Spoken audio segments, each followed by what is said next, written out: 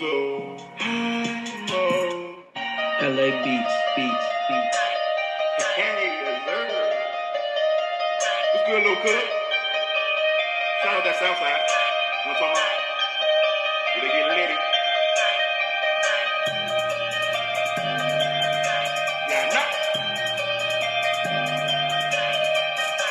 Don't get too litty. Shout out my city. 40 watt. Molly, weed and leaning, coke and work and stash and music. Molly, weed and leaning, coke and work and stash and music. Molly, weed and leaning, coke and work and stash and music. Molly, weed and leaning, coke and work and stash and music. Molly, weed and leaning, coke and work and stash and music. Molly, weed and leaning, coke and work and stash and music. Molly, weed and leaning, coke and work and stash and music. Molly, weed and leaning, coke and work and stash and music. Molly, weed and leaning, coke, work and stash and music. Now I'm high, really high, like my gas was placed before. But I'm not really high, but I got some little stocks. Not stocks and bonds, plus stocks up in the front spot. I'm so high mo. I'm so high mo. I'm so high mo.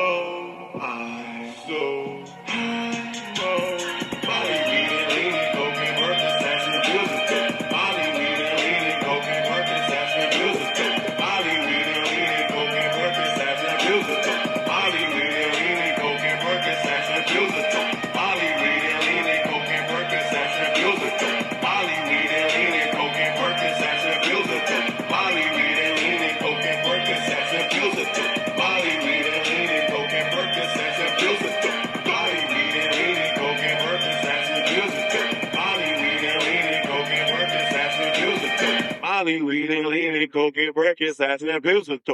Molly, weed and leaning, coke and work and stash and music. Molly, weed and leaning, coke and work and stash and music.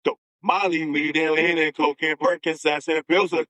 Molly, weed and leaning, coke and work and stash and music. Molly, weed and leaning, coke. Have you heard? Yes, how you doing, man?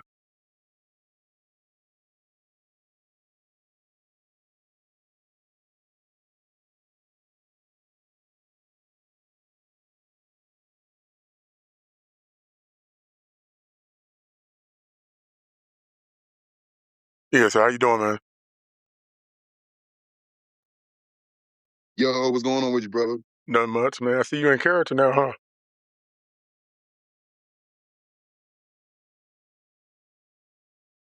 You like the CEO. He told me that you got to clean up, man. You supposed to be Deuce Double.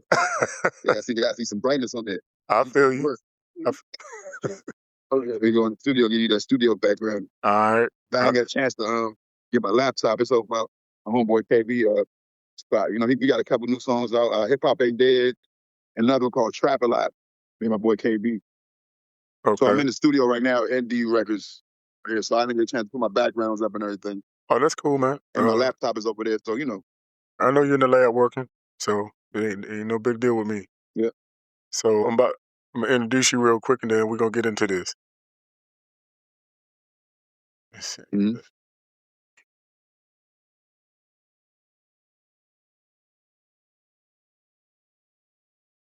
Hey, yo, what's up? This is your boy AD, and you already know what time it is. You know, we bring the dope hosts. Well, I'm the dope host, and we bring the dope music. We bring dope interviews. Today, we're not just talking to an artist. We're talking to a man who represents transformation, discipline, and strategic elevation from the streets to structured to the structure in entrepreneurship, from the music to film, from survival to to self mastery. This is someone you didn't just change his life, you rebuilt it. So I want to give it up for my man, Deuce Double is in the building, artist, actor, author, and founder of DU Records. So let's tap into your boy. Oh, man, that was a hell of an intro. Hey, Yeah, man, thank you, man. I don't think I've ever got an intro like that. I feel like I'm on Drink Champs and breakfast or Oh, something. I was trying to make you cry, man. Y'all may not realize I know my man AD from high school though. Yeah. So he definitely know what he's talking about. He's not just speaking paper. I appreciate it, man. What's going on, Nemo? My nephew in here too. All right. You know, D Records is family, so you already know. You know my cousin and everybody. All right. So we just gonna let you talk about what you got going on. know, what makes you you. We just gonna kick it like that. But I'm gonna start off piggybacking on what you said. I didn't necessarily found DU Records. A lot of people may have probably think that if they're looking on the internet now, but my father, I just rapped to he's the CEO of DU Records. Him, Ivan, Maurice, a lot of other cats that were, integral in starting that up. But I've been holding the torch on my back ever since, E1 and we all have started going solo. We started out with DU Records in 1999, 2000. And our most prevalent thing is we have a CD called Multiplication Hip Hop. It's still on the back of the wall right there. It was National Public Radio. Okay. Washington Post several times, Black Enterprise Magazine, BET News, etc. And I was the principal voice behind it, saying 1 times 1 equals 1. I did a lot of production on things that day. Come on, Nemo, stuff. That's why I came in here so I could be quiet. But that's good. He's playing the drums though. My friend plays the drums too. So Hey, champ. Didn't do bad. Oh, y'all got drummers and everything over You there. said you didn't do bad, Nemo. That's a good What's job. up, D? Yeah. What's going on, bro? All right. Who that? It's Al. What's going on, Al? Come on. Hey, somebody actually got the feed because you're doubling up, you're tripling up. I'm actually hearing a little bit of turbulence because somebody got their stuff open.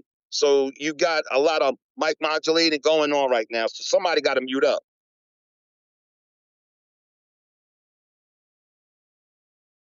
Oh, is it still going like that? Because I got some headphones. I can still doing it. Yes, sir.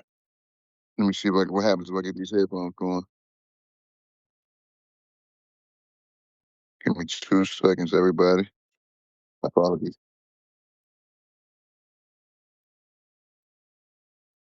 You never know, but I'm about to check right now if there's a difference.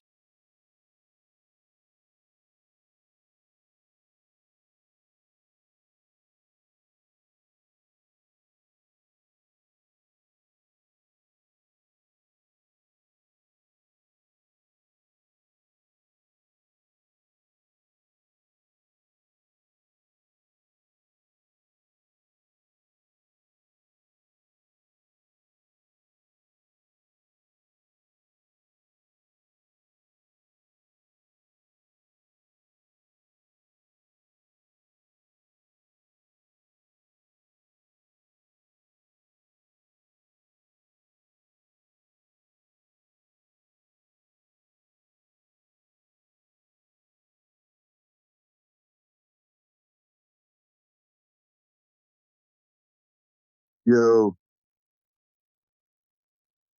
Yo. Yeah, I'm back on here. It's still echo. I can hear echo. Can y'all hear it? Nah, I don't hear it now. Crazy. I hear it though. I can work around that. It's you. But I'm on Bluetooth now.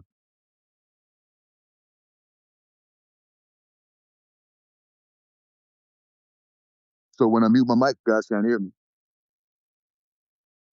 Maybe I need to turn the speaker off. Right. You need to turn that speaker down, turn it away from you, from your mic, because it's hearing everything you're doing and it's doubling up.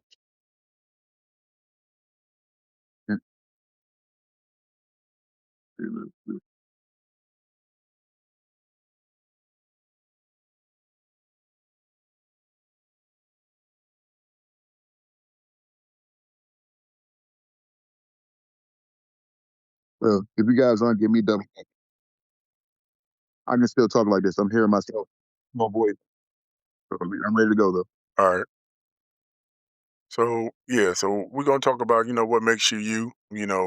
Let's take you back to when you first started doing your thing. So we just gonna let you have the floor, and then we just gonna vibe with you. Oh yeah, but like I was saying, I'll take it back a little further. Before a lot of people say music is in my blood. You may not even know this about me, AD. On my mother's side, from my aunt Robin and my cousin Addict. Right. And lived up. But on my mother's side, my grandma was actually in the gospel all the time. Shirley Abels, So I started out in the music, just you know, in the choirs, playing people in church, playing drums in church. That's how I knew our homegirl, right? But you know, he grew up with her, stuff like that. She was one of the teachers. My grandma's music ministry. Uh, After that, you know, down the line, like 1999, 2000 was when we first came out with the Mutation hip hop CD. Around the time, you know, getting out of school and stuff around that time. And that's when we started formulating D Records in our group of fam, which consists of me, my cousin Ed, the AD knows, E1, and my cousin MLG.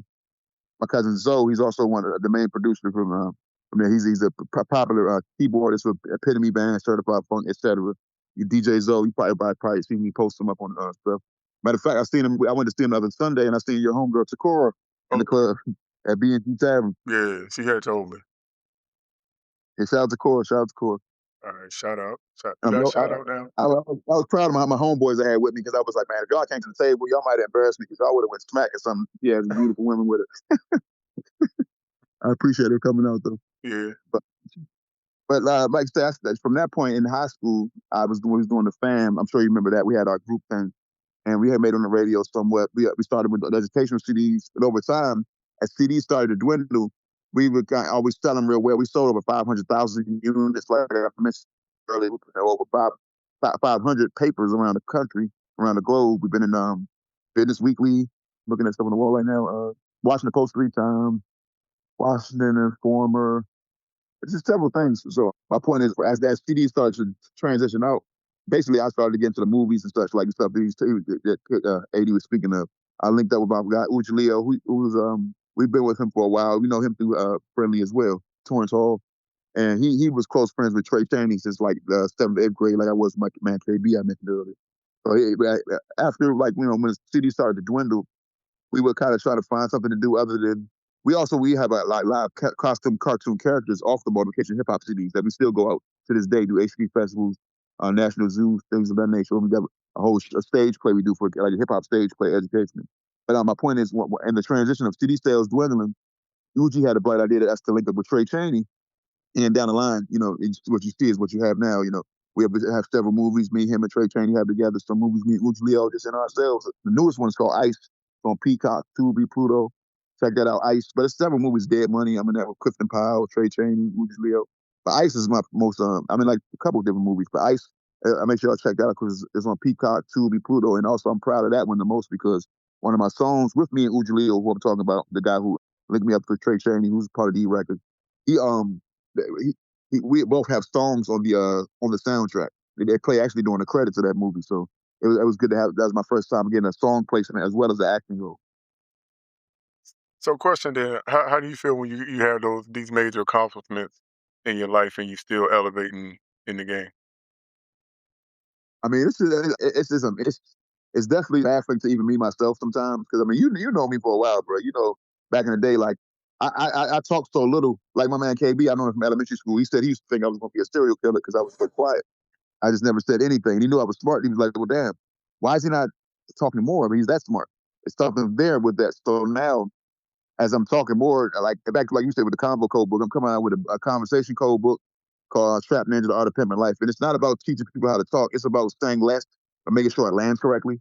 Because you can say everything in the world. You can have everything in the world. But if you don't say something and doesn't land right, it's not even worth saying. Even if it's something that's life-changing for someone, it won't get, digested correctly. So I just got a lot of stuff I'm working on. And even with that, it baffles me, like, how this stuff comes together is my point. Like, I didn't expect to be in the movies, even though Trey Chaney is a real guy. He said, I'm going to get y'all movies. He kept his word, because it's all about keeping your word in business. You can't, it don't always work out that way, but it did. It's kind of been movies.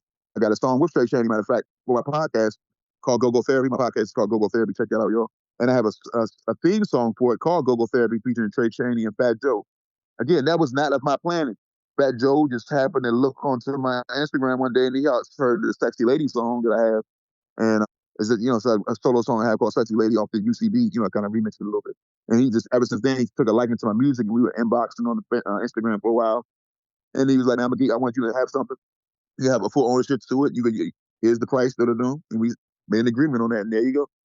So, I mean, it always baffles me. Even right now, I know you started selling online. I got these infused Mary Jane drinks that I'm selling now, THC water. Yeah, I want to Well, I'm talk to not you selling. about that. I take that back. I'm not selling them just that because I have to make sure everything is professional and legal. But I do have them for taste tests so people can try them out and see what they're like. Right now, I'm in talks with the owner of the CEO of the Mary Jane THC infused water, and basically, I mean, long story short, like my man, shout out Coach East Hill, he put me in touch with the owner of that CEO of that. It's an acquired taste, but if you try to drink the whole bottle, you will see why they charge $25 a piece over at that company for each bottle. They definitely All right. it's definitely something different because it's because it's water and it's weed infused, so it kind of stops you from smoking as much. It's kind of like because it's not necessarily healthy. If you smoke, you need kind of smoking your lungs, and it gets you to drink water a little bit more. So So you people drinking combine the alcohol, two. turning up, and you get to drink water, so it has its benefits. And again, that baffled me. I didn't expect to be the face of that. I just was trying to taste test someone myself, like you are. Next thing you know, So how does it feel to be a part of a product like that? I mean, it's a blessing because I mean, and just like anything, it's a good and bad with it. Because I know some of my family members that are deep in the church, they're going to look at the titling on the Spotify and the parental advisory. He said, "Water the weed." Water the weed. You think it's Jesus trying to turn water to weed? But I mean, it's just some slick, 3 Mafia wordplay. I mean, I didn't plan to do it. Even me and the guy, I'm real proud of it because it's kind of like my book. I've had my book since 2012. My book, Trap Ninja: The Art of Pimping Life, about conversation codes. And I waited till God told me it was the right time. I prayed on it. And the guy doing these infused Mary Jane waters said he did the same thing. He kind of came up with the Mary Jane water because, he had someone in his family, a close person from his family that passed, and I got 21 of cancer. So since then, since he's been put the testing phases of the Mary Jane water, THC infused weed water, he's had people that like a whole group of people that had cancer, and they were drinking it, and the ones who weren't drinking it have passed away since then. The Oh, ones who continue to drink it up here. But like I said, it's a positive thing. Because even like just drinking and chilling, like I smoke weed. That's what I do. But once I was drinking the other day, it made me smoke less of my weed that I had rolled up. It made me smoke less cigarettes. yeah, Um, true. it just I had see it. a good thing. So it's definitely something that's like beneficial to people. Like it's not really. I'm not really glorifying drugs with it. It's more so like a weed patch, Right. so to speak. You know how people have steroid problems or whatever. You can have any hard drug or even alcoholism, and it has like it kind of has an alcoholic feel to it, even though it's water. It's an acquired taste. So I mean, I definitely been talking with the owner about remixing some stuff, making some spirits and stuff like that as well, where it's a little more flavorful. But I mean, it does the job though. It does the job, man. So you've been doing a lot since you came out of high school to now. So when you Yeah. talk about these compliments or just hear people talk about what you're doing, what is that feeling like towards I mean, it's definitely mind blowing all the time. But I mean, it just I definitely I look to God and I'm thankful to God that like a lot of stuff is how it is. But I mean, just everybody goes through trials and tribulations. I've had times where it's a 2 year period. I'm not making a beat. I'm not recording a verse, a hook, writing up like 2 bars down on a notepad. I'm not mixing nothing, mastering nothing, no video. So it's like, I mean, like, and at one point, even like when I'm people can tell I'm a little over 20, 21. In my 30s, I told myself, my early 30s, I might as well just stop rapping and I'll focus on life and do what I need to do for me in my life. And stuff keeps kind of keep coming together in the sense of like if I freestyled everything, and I right? freestyle some songs, not all of them, but it's kind of like God is leading me. And shout out to Pastor Don Jr., CEO. Probably know him through Mr. Lee and Coach Yeah, E's and a couple of other associates. Me and him prayed a while ago that would be a God's time because like sometimes I'm like a bull in the china shop. But I mean, like now I feel like I prayed and I noticed I'm in God's time, and it's a lot of stuff happening real fast and it's kind of scary, and it could kind of make people think that like He knows when He's moving. But I'm really winging it. I told people. I mean, and you know what I mean by that. yeah, I'm very talented. I'm very prepared, and opportunity is coming, and I'm ready to hit home runs, so to speak. But I can't guarantee it's gonna be a home run every time I try to do something. You know what I mean? right. It's what it is. It's life. So by you saying that, also like how to like I know you got your supporters and stuff, but like how do you feel about the ones that you might see online or just in places that don't support you, like other people that might not even know you or kind of know you?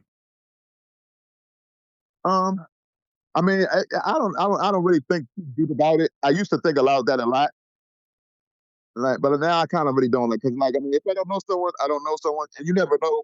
And see, the thing about the DMV is a funny area. Like, I've had people I've helped, and I've paid their bonds, got them out of jail. I've had people I've got them jobs, all type of work.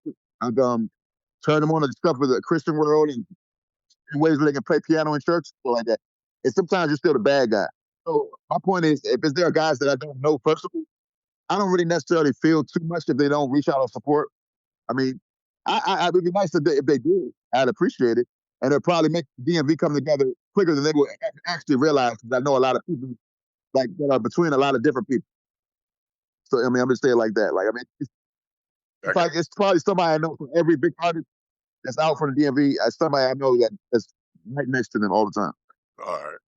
Yeah, I got you on that because I just like to ask artists because like I see y'all out there and y'all pushing music and you push a lot. So it's like, I just like to be curious to see like is there like any discouragement, sometimes like frustration, but seems like I gotta be honest. on point. It can be discouraging sometimes because, like, for example, I got a huge family.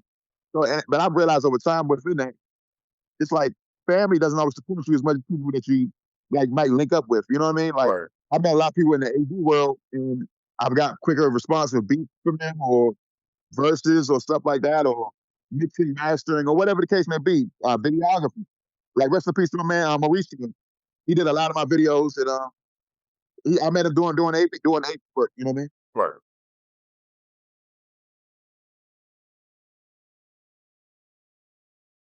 And if people don't know what AV work is, it's audio video, like setting up TED Talks, like doing the microphones, lighting, video, stuff like that, like places like Gaylord, Convention Center, things of that nature. All right. Yeah, because I seen you did is the church you do work at, is that the church you a part of or you just work with them? No, I'm a member of that church. I mean, technically, I might be a member of Wilbur Baptist Church, and that's not consistent anymore. So that's that's my grandmother. She always goes to that church. My mother goes to that church. It's like a family church. My Okay. cousin is always singing there, sweet. A lot of people know her. She's out with Mellow T all the time at the red gay parties. So from what makes your approach different from the other lyrical street music, either in this area or abroad or like statewide? I would say in this area, the thing that makes me different, just to elevate the picture, a lot of people say they got free car music. I feel like I have go-go therapy music. And I feel like everyone here has go-go therapy music, but I mean, that's to be said and proven over time. And, and I mean, I can get more in depth with that, but I mean, but as far as internationally or nationally, what sets me apart is I really have my own story. I've really done it from the ground up. I really do everything. I've really done everything as far as like creating art. I've tried to do it every single possible way, like writing the hook, freestyle the song, writing the hook, having an album cover, doing a whole album after having an album cover. I mean, I've tried every combination of stuff, and I've basically music is in my blood. Like I was saying, my grandma was in the Gospel Hall of Fame. Like on my father's side, my father he started ukulele, he plays the bass. My Uncle Butch on that father's side, came up with Roberta Flack. At the time he was dealing with the Blackbird.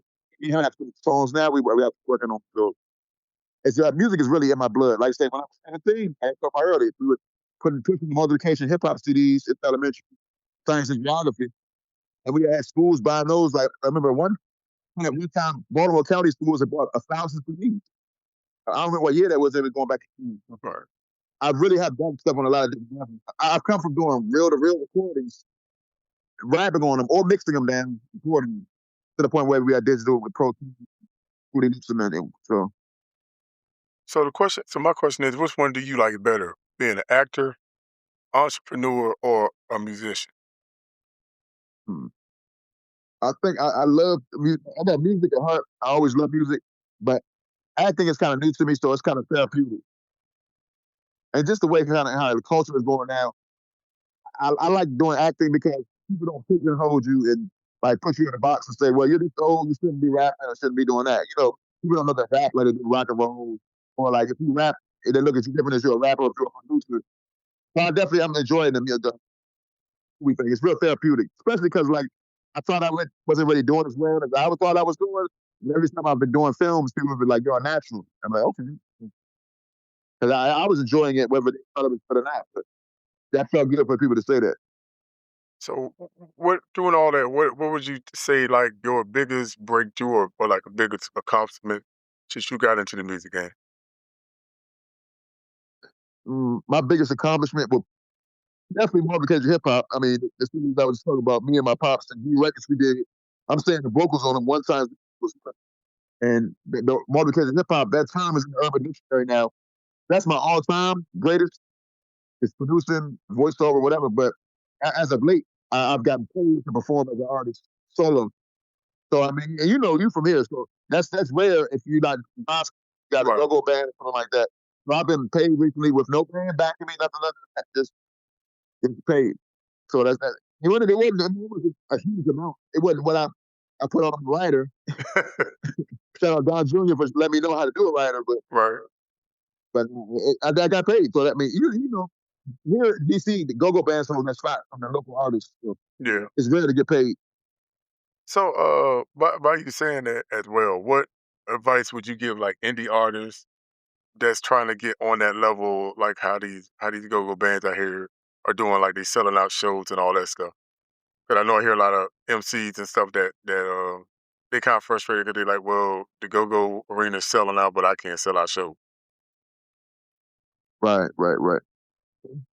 I mean, just like other cities, they look at the script, and then a lot of these younger guys be like, don't want to look at section or this thing or that thing, and don't want to show up to the older stuff. But if you go on YouTube and research Fat Rodney, people used to go see Fat Rodney. He was coming out of the crowd performing grassy. So my point is, Wale's down. UCB, whatever UCB or whatever. I don't know nothing about that person. My point is, my cousin, he's an epitome band. I get him to produce for me sometimes. Me and Everett, I was talking about, we were on CTV and we had the epitome band redoing some of our songs, go-go style. So I mean, if you if you want to leave the go-go bands out, it's gonna be more difficult. But you gotta be able to bring a show, gotta bring something different, something that's entertaining where people want to come see something different. Like we had the educational kids, we had live characters, so that we already was bringing something that brought your attention. Right. So you're gonna have to have something that draws attention authentically. And I mean, if you put on a good show, I mean, like I remember when Mumbo Sauce, for example, a lot of people may not know, but Mumbo Sauce, they do original go-go music for a while. I think they're kind of coming back out here. The point is, they had an open mic. They would do their open mic. They would piss rappers off because they were like, "We're not letting you really rap like that." And you can rap, but you're gonna have to. Ain't no people. You have to pick a song. We'll play the song. Do freestyle or however you want to do it. You could have something written. So it's like my point is, you have to have it. And that always been good. That was one of the most popular open mics I've ever seen. It was because the go-go band was there. They made hey, we're gonna have comedy. Then we're gonna have spoken word. Then we're gonna have da da da. Because the flow and it was organized, and everyone enjoyed the night. So like my point is, like when you come in to see a new artist, you don't know them songs, so it got to be an enjoyable night for people. If you're Yeah. not going to put the go in there, you might have some free food for them, something, some giveaways, something to draw them in to make it a fun, entertaining night. Yeah, I agree with that. So, with your saying all that, do you feel like do you mentor younger or unexperienced MCs and artists? And if you do, what guidance do you give? I wouldn't say I mentor people. I mean, a couple people that I know would say that I do, but I wouldn't even put that out there because I'm so aggressive on the breakers. It's going to start fights if people want to come and be a mentor. It's not really the best thing. Right. But I mean, I'm just an asshole like that. That's how to put it. I mean, me and my cousin E1 got a good in the can because I mean, quick to call me good, quick to call me an ass because I do what I want to do, all about the cash. So I mean, I'm going to kind of like I can get someone a lot of stuff to mentor, but at the end of the day, life is life. So it's something that works for me and going to work for someone else. So that's the thing I would tell someone is like now you can't be afraid to do the work. I'm like, you can't be afraid of AI either. And I say that in that order. Do the work, do the work, do the work. And then don't be afraid to use AI. You might get AI and it can help you with artwork or something like that. People are so much now afraid to do the work. Right. People want to just use AI to cheat or use this to cheat to try to find a quick way. Even before AI, you want to try to find a quick way. That's what I meant from the go-go bands. That's in there. I mean, I'm not like I have a go-go therapy.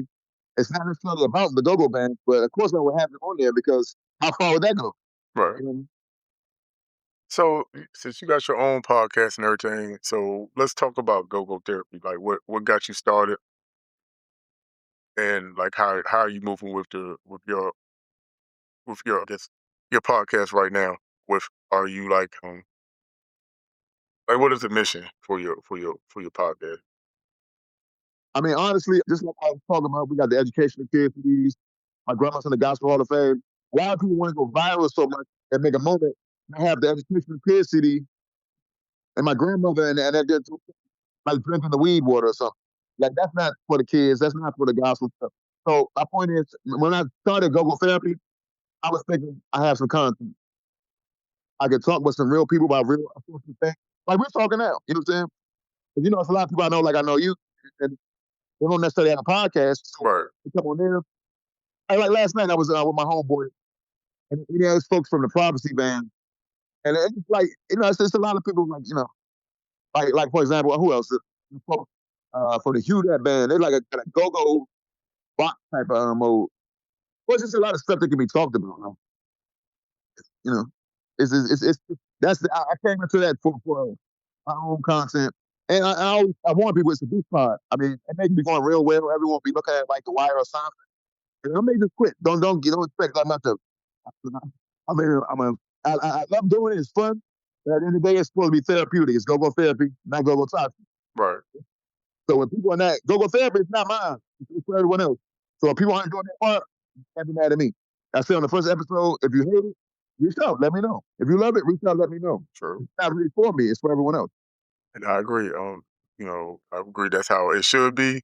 But things out here in the area, you got people mad if you say something about whatever they're doing, mad because of whatever you're doing, mad how you moving. Yeah, You might be meeting people that people not meeting, so it's like people mad at you for what you're doing. So right. I know you don't care about it. I don't care about it either. But like, what would you tell a person who might be a people pleaser and they see some of these Yeah, comments and they're just like they don't know if they can do it in. but I mean, sometimes people gotta realize that I'm not saying it's always that, but it's jealousy. So when people get jealous of you, or you may get jealous of someone else or something, like you might think you're not as good as me. Why are they this far? That you got motivation and just to understand that feeling and move it to the side because the way you feel it doesn't really help you too much in business. Maybe a real reason to feel like don't think like that, Right. but it's actually like wasted energy. It's just like if like say if I'm looking at something, I see like when I saw your podcast coming up, I'm like, oh, you got a podcast? Why only have me on it? Now I'm thinking negatively. Instead, I hit you up and let me have me on it, and now I'm on it. You know what I mean? So Yeah. it's like the slippery slope how you're going to be not doing what you need to do by focusing on other. And that's Yeah. my whole point of it. Like, I mean, I heard Rick Ross say that. And Rick Ross is like, that's what some people do. They talk trash, they hate on stuff. That's their job. They enjoy that. Right. And I heard Wale say one time too, he was really worried when no one's saying nothing. When no one's saying anything, that's when you're not doing good. They're always going to say something negative. You're right about that. Eh, But good that you even you and other people have thick skin just to know that they're doing something now for people, but just because it's something that they love to do. Like I see you posting music, you in the chats posting your music. That's what even artists should be doing as well as Yeah, wanting to support, but they need to push their stuff as well because we don't hear and even being where I'm at now, yeah. after hearing a lot of music, I'm like, I didn't know this music was out here like this. So it's like, how would you what would I be mean, your but advice for artists that's doing that as well, that has music but not pushing it themselves? my advice would be to link up with guys like yourself. I'm not just saying that because I'm on here. I mean, seriously. Like, he's talking with a lot of good people. I've known him for years, but he was linked in with the same sources I was linked in from out of state. My point is, like, get with some other people that have other so stuff, put you out because everybody is not a network. Everybody's not a communicator. Right, You know what I mean? I've learned to communicate better from making I'm making a conversation book because all the time, all the time I'm trying to sell CDs and I wasn't selling them. right, You know what I mean? So it was kind of boot camp of talking to people I didn't necessarily want to talk to. And I had no choice. I mean, we out in the rain, we got these hopes, and we got to pay the rent. right. I mean, that's what it is. True. So I mean, my point is like you got to network with people because sometimes it ain't just gonna be on the internet. Someone might get with you guys and then meet another connect that's like a manager that gets puts them in a position where they're getting paid shows, even in DC or whatever the case. It's just you know, it takes a team. So everybody's. I get some people don't want to don't want to post. I got a home girl like that. I know someone like that that doesn't really want to post as much stuff. But at the end of the day, if the more bigger the network they have, other people can be posting it for them. Yeah. Because some people, I mean, you aren't good at posting, and then you get the posting. Now you're going back and forth with someone on Twitter, and then they looking at you like this guy's crazy or something. Yeah. I can go back and forth with people and just burn them up. So everybody's different. Yeah, because I mean, like you said, there's a lot of work that can be done, but you know, Yeah. if you don't support yourself, then ain't nobody else gonna support you. So like that's why we out here, we working, you know, to get content Yeah. and be consistent because stuff out here, Yeah. especially for an independent person. Now, that's the hardest part about being independent, just being consistent. That's why I say even, some people, everybody says independent, independent. Some people may need to get a major label deal. Maybe people don't realize that even though they say it's not a good thing. And it is a bad deal. It's how it's set up paperwork wise. But sometimes you might need to take that L at the beginning. Yeah. Because like we were just talking about, you're not really adapt to do that, but you are a musician and you got quality stuff. The world needs to hear it. It's like some Tim's type of stuff mixed with Stevie Wonder. Right. Get that shit out there. You might need to give it a label. And then sometimes you can learn how to do it independently after that point. Yeah. It's just hopefully you'll sign your life away. You'll learn from the other people's mistakes. Yeah. So, like, I feel like, because I know they do a lot of indie summits.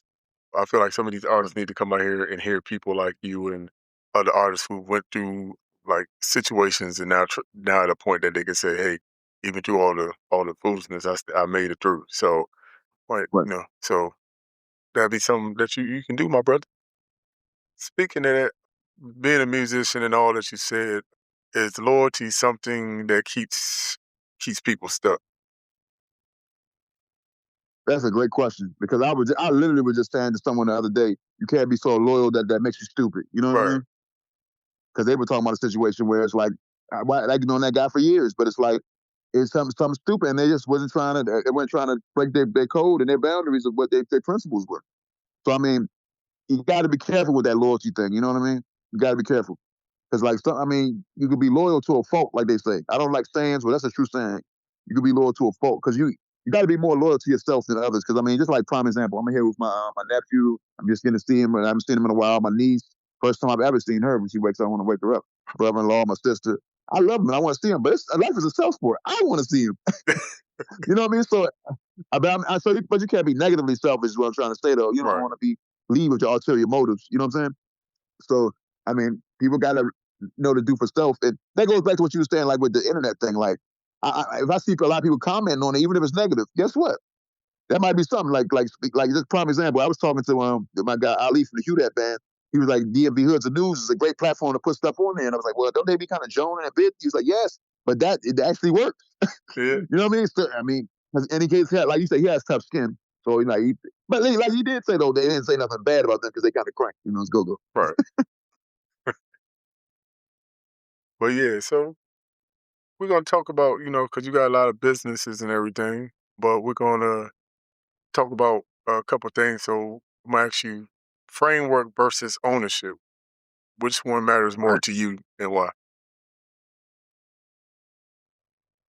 Framework versus ownership. Well, I think they both matter. I think they matter equally. They matter equally, but ownership is always important. It just depends on being aware of what you're trying to get done. You know what I mean? So have you made any mistakes in the business? And if you did, what guidance would you give? Say again? Sorry. So have you made any mistakes in your businesses, and what have you learned that can help other people that are trying to run businesses, either professionally, musical arenas? No, that's a good thing you just said that because it goes back to the question you just asked. The framework and the ownership. I learned a lesson because I didn't have the framework right on my ownership.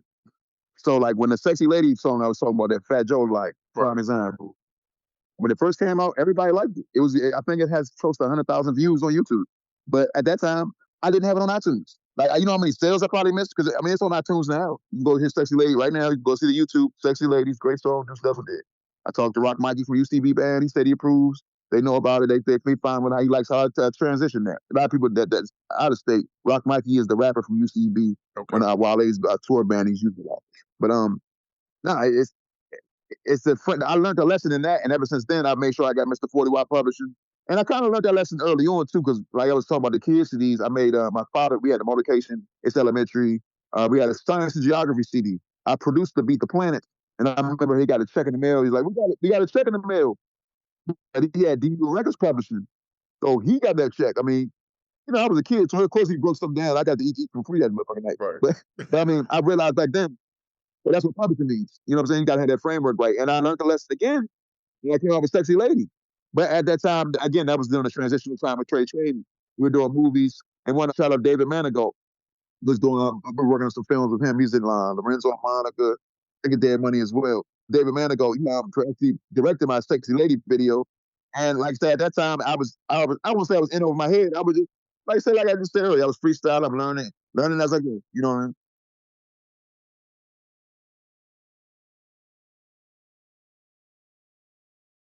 My framework is definitely important because you will easily give your ownership up when you don't have the framework right, because you might have to pay for someone to find out how to get the framework correct.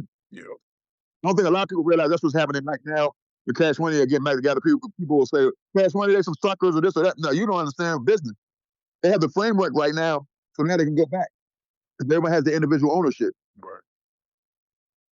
It's just if you can't, work it out. Business don't always work how you feel. True. And I would love to see that. We were from that same age group. We love I'd love to see it. So we're gonna hit you with. Speaking of that, I don't say too much. I don't say too much, but shout out Turk. I might do something in the works. Okay. We've been talking though. All right. Well, we're gonna keep that on the lock and key. So I'm gonna throw some rapid fires at you. So we're gonna get with what impacts you more, respect or revenue? I guess I'm gonna have to say respect on that, though. I have to say respect, because just like I said, my podcast is the Deuce Pod. It'll be just like Dave Chappelle's show. It'll be like Seinfeld. I'll be going good, and if it's stressing me out, I'm losing respect. I'm quitting. It ain't about the money. I don't believe in selling out. Like, it's not just about Illuminati selling out. I'm not going to do nothing like prime example. You played one of my songs earlier, and I like it. It clicks that song, that dope song. Yeah. And like people told me to do a video for that. Well, I went out Baltimore with that on my birthday. They were like, "Oh, play it again, play it again." They loved it 1,000 times they played it. You played it. My point is, I wouldn't promote that necessarily as in the forefront of my stuff, because it's just how I want my brand to be represented. Right. It's something that's in my catalog, though. And like I said, it was what it was. I freestyled the whole song, did it in my mind. How Jay-Z says he does stuff. I had it in my mind, and I went and recorded it later. Never wrote nothing down at all. Oh, so that was like Lil a test Wayne, to me, and I passed the test. So you out here like Lil Wayne, just come to you. Yeah, the newest song I just did. I was talking about the water drinks, the weed, THC drink. Yeah. I got a new song out now called Fire Water the Weed Freestyle. That song is 100% freestyle. Me and my pops was back here testing this equipment out, and I was like, "Hey, this will be cool." We done that 3 times. I had to test something. The first time, that's that whole song out here, and I started mixing in band lab and song, and then Yeah, you got a hit right there. So even with the music that you've been putting out, do you find that one that you can say, okay, that's gonna be that one that's gonna put me over the top? I don't think I could ever say that, because I mean, even like with the Sexy Lady song, like I said, that's got 100,000 views on YouTube. I've been on the radio more than once with that. I've been on sim radio with that, and I didn't even push it. This is dead on the team. I never expected that. When I first wrote that song, I was doing an AV job at Family Man. I was going up to the hall, pop projectors off as I'm writing it down. Back then I was on paper, writing on paper, and as I'm writing it, I was like, man, I don't like this. It's corny. This is corny. And like to this day, if I do a song in the club, I got that song where I have people that were looking at me funny, and they'd be like, "Hey, what's your name? What's your Instagram? What's your iTunes? Can you put it in my phone so I can do that song?"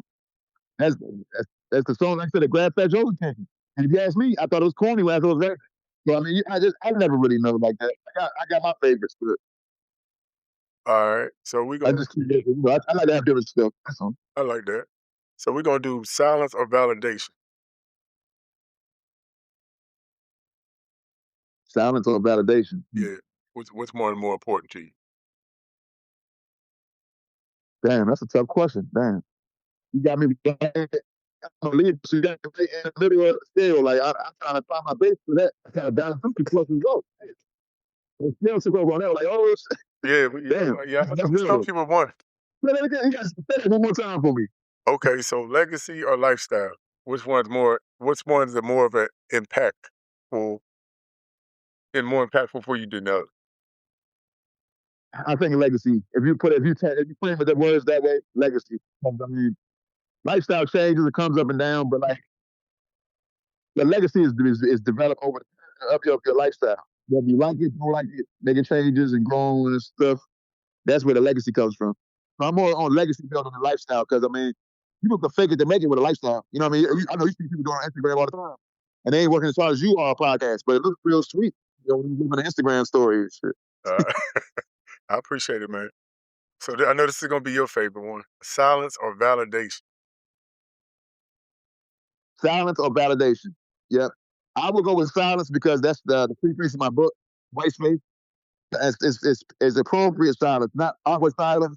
Um, so I would go over that because you could be validated, but I mean, if you are going off a perception or off a belief or something that's a lie, you know, like, you already know that back in the day, before the internet, people get validated and they weren't even really thorough. Yep, And people were just validated because I was following that trend. true. So we're gonna do one word to describe your journey.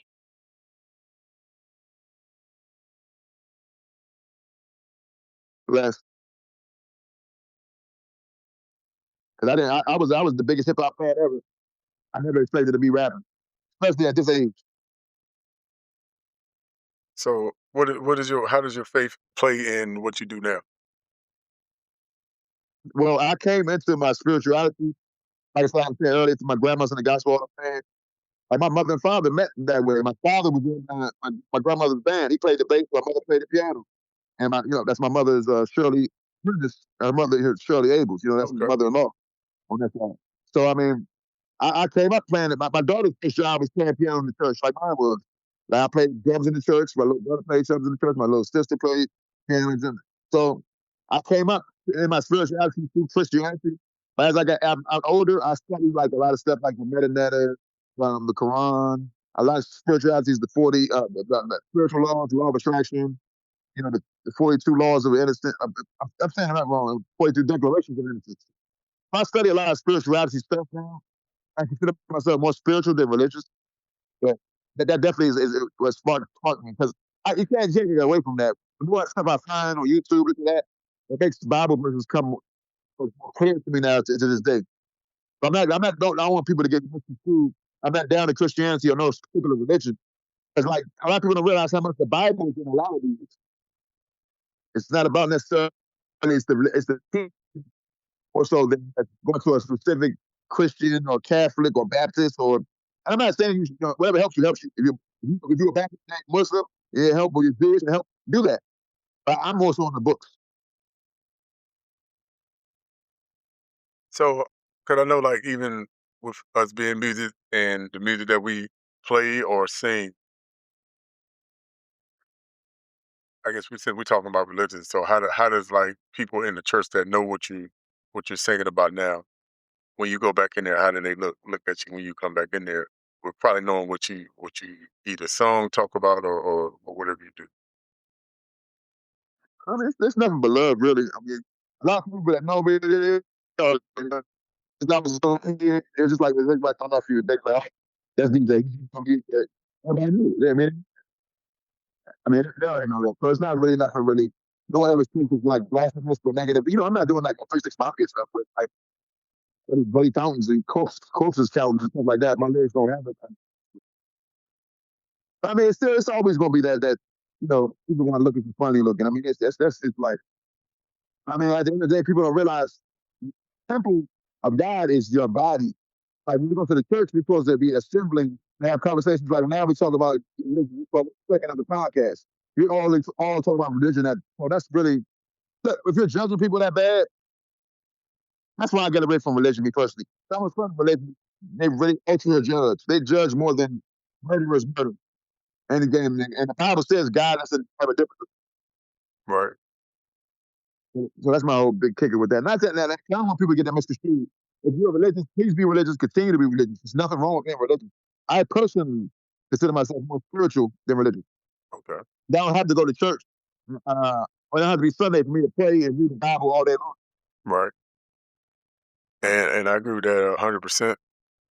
So I want to ask you, what message do you have for the youth, inspiring indie artists, MCs that's watching this interview?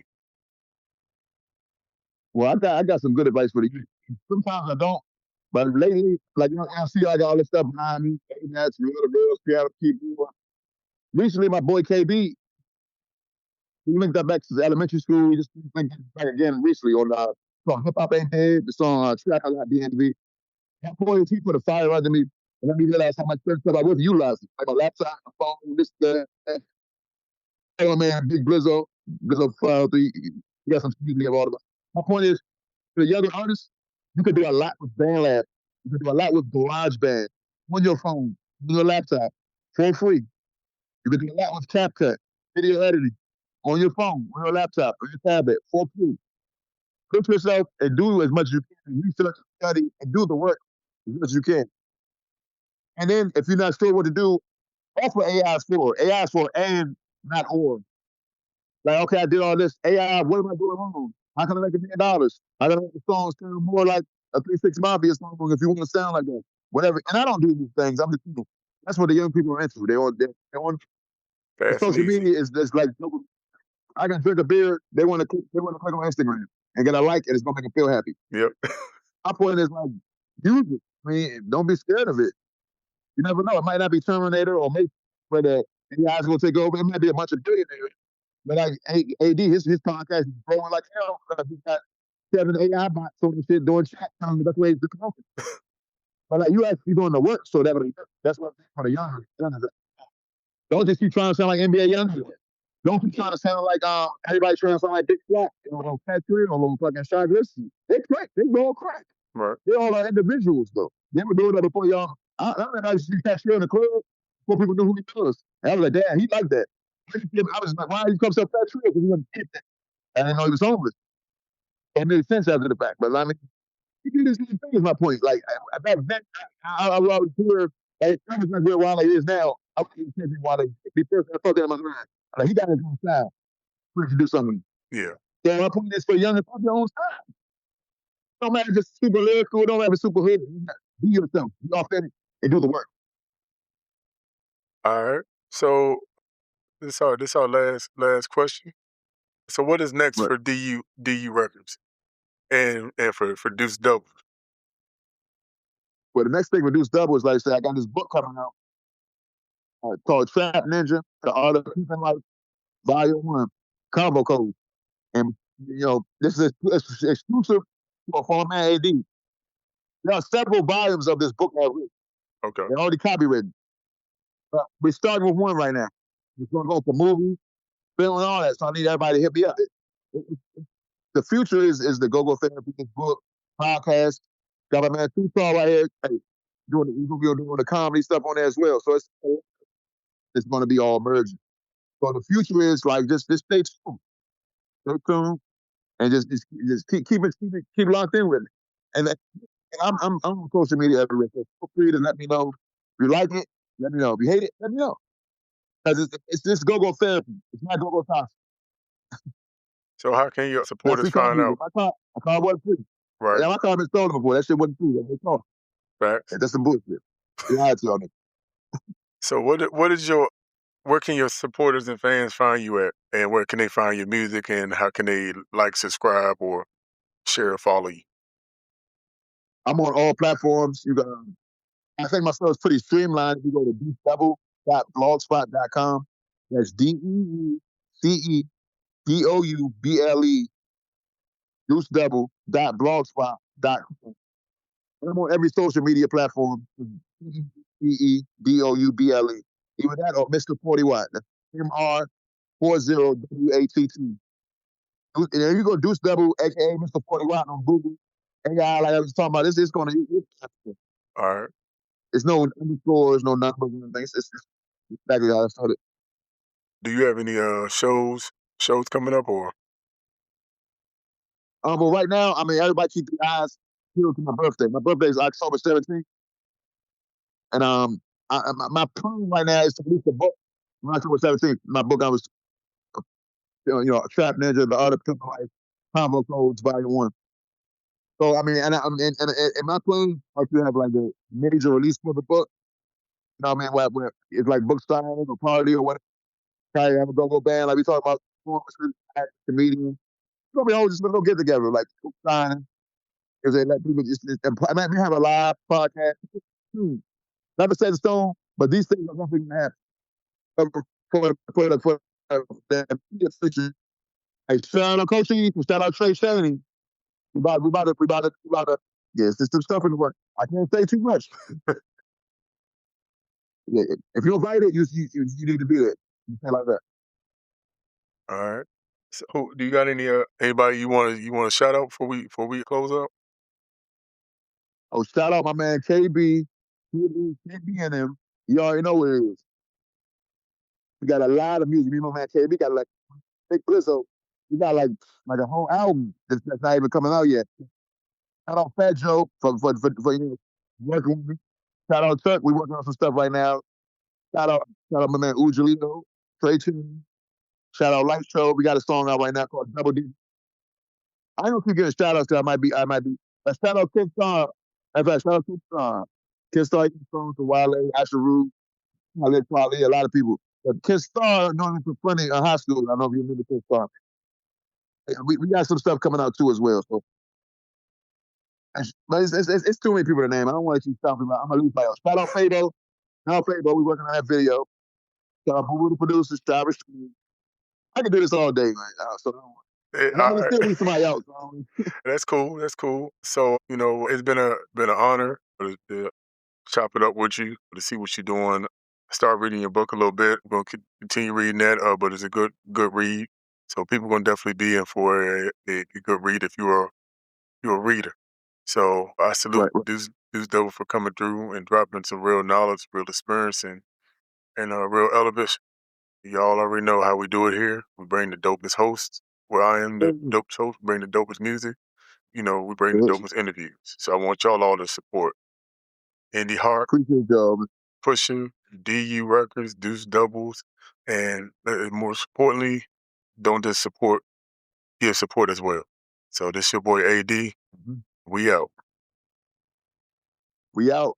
All right, appreciate you. Thanks, bro. Yeah.